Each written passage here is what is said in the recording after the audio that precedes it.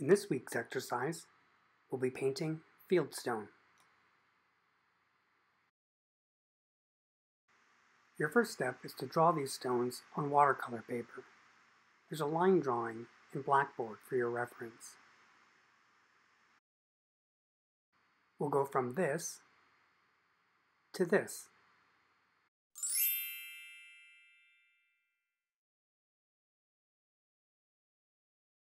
The colors we'll be using for this project are lamp black, mauve, burnt umber, burnt sienna, yellow ochre, cobalt blue, and white.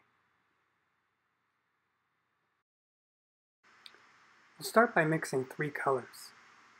Here I'm using black and white and making 3 grays. I'll add some burnt sienna to the first gray, some burnt umber to the second gray, and some yellow ochre to the third gray. I added some white to the first and third grays, just to lighten them up a little.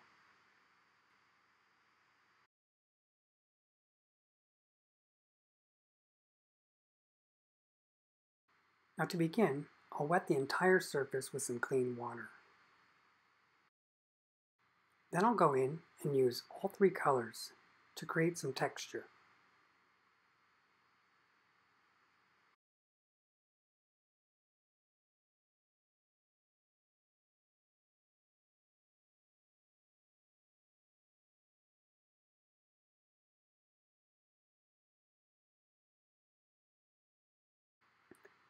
Then I'll use the toothbrush and flick paint onto the surface to create even more texture.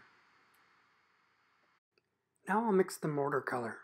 I'll use some black, some white, and some burnt umber.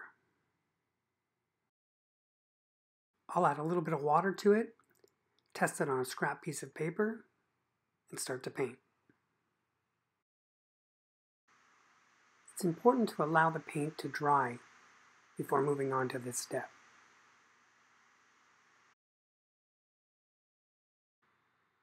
Using a small brush, I'll paint in between all the stones with the mortar color.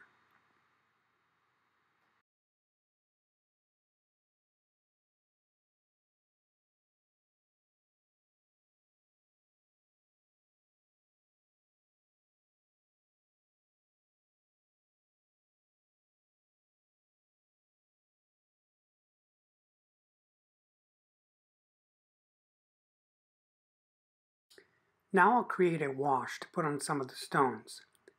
Here I'm using cobalt blue, and I'm mixing it with that third base gray. And I'm adding a lot of water so it's translucent.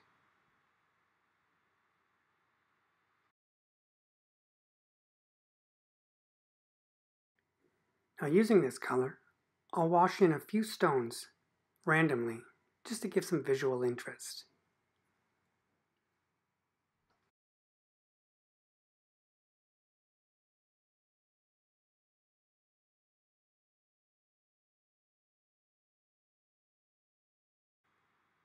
Now I'll create a second wash using burnt sienna and mixing it with that third base gray.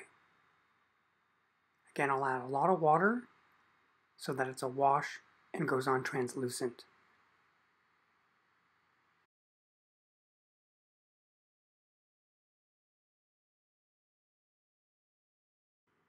Now I'll apply this wash the same way I did with the blue wash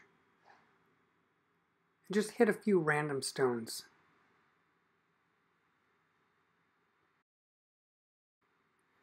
I'll use some clean water just to blend it out a little bit more. Now I'll mix the low light color. I'll use some black, and I'll use the second gray from the base.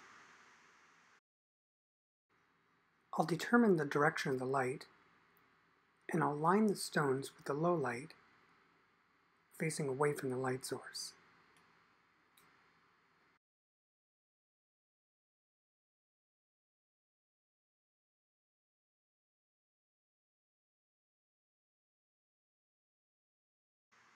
It's okay to vary the thickness of the lines. It'll help give the appearance of an uneven surface.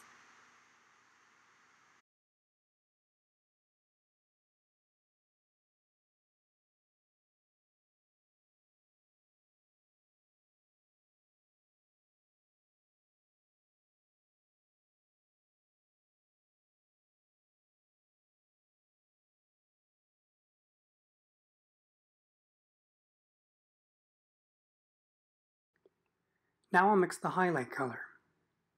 I'm using white and some burnt sienna.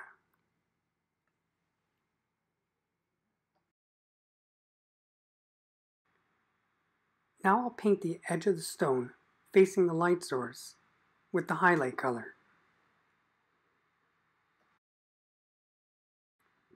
I'll also go in and paint some highlights on the uneven surfaces of each stone.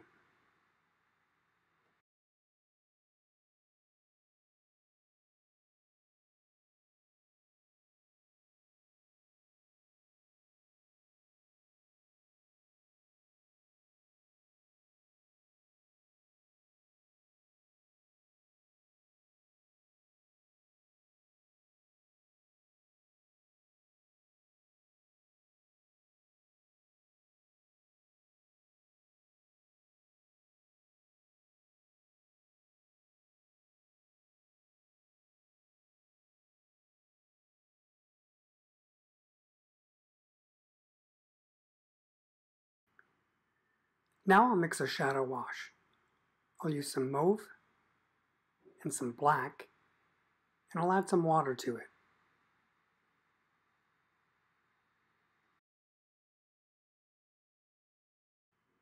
I'll use a scrap piece of watercolor paper to check the paint consistency and make sure it's translucent. I'll cast shadows on each stone to give it an appearance of an uneven surface. I'll also cast shadows onto the mortar on the low light side of each stone.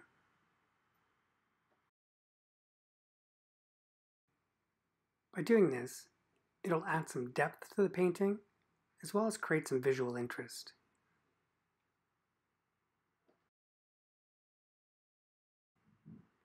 Now I'll use that toothbrush, dip it into the shadow wash, test it out, and then flick paint onto the surface, giving the stones even more texture, especially in the highlights.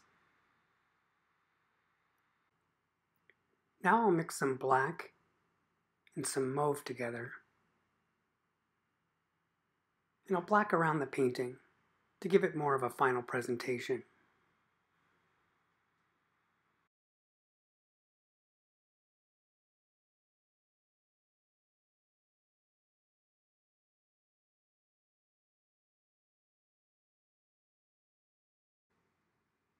As an optional step, I'll go in and I'll use some colored pencils.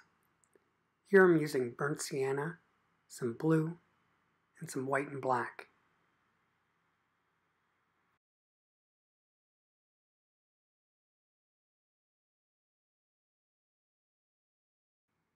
That's it.